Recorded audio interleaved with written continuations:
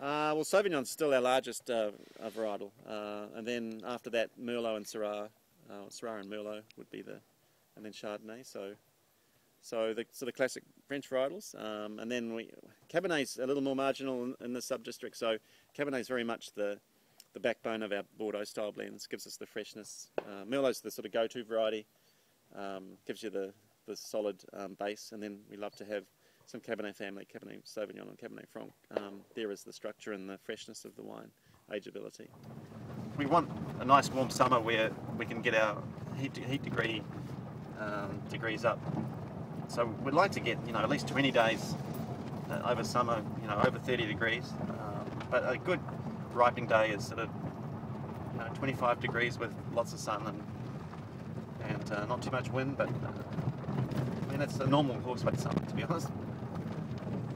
Less than 200 years ago, the river that now, you can just see the edge of the river that runs out towards Napier, actually meandered down through here, where we were just driving, and then out towards Havelock, towards Timata, and some form of major event, whether an earthquake or flood, changed the course of the river and left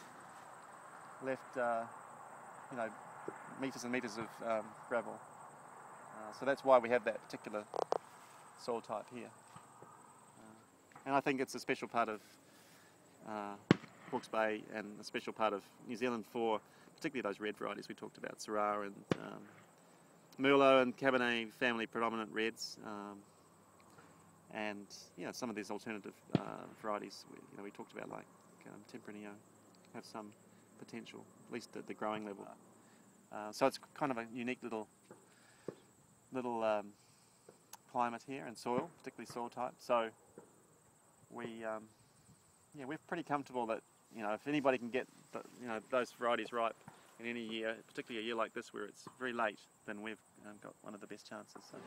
The idea being for whites, we just go straight from the field directly into our presses. No destemming, no processing, just directly straight in there. Again, to sort of minimise the amount of handling. That's our sort of focus really, is to minimise the number of times we handle the grapes. White label, which is our Hawke's Bay range, so a generic Hawke's Bay range, entry level, under $20 New Zealand, retail, and they can be from any vineyard within the whole Hawke's Bay region or any blend of vineyards within the whole Hawke's Bay region. Then we have the next range, which is a black label thing, and that's called Gimlet Gravels. So that's specifically sub-regional, so the area around here, which you saw with Warren, is Gimlet Gravels. And then we have one other wine up the top we call Homage, which is a Syrah or a Syrah Viognier, from specific parts of those sub-regional vineyards. They've taken, I believe, the Gimlet Gravels Cabernet or Merlot Cabernet blend, which we call the Gimlet. They've taken the Gimlet Gravels Syrah, I believe, and also Homage, which is our top end one. So it's taken us quite a while, but we're starting to actually get a good range of wines starting to happen in Canada as a whole, but also more particularly, I guess, the LCBO. We follow the whole New Zealand Wine Growers Sustainability Program. We're part of that.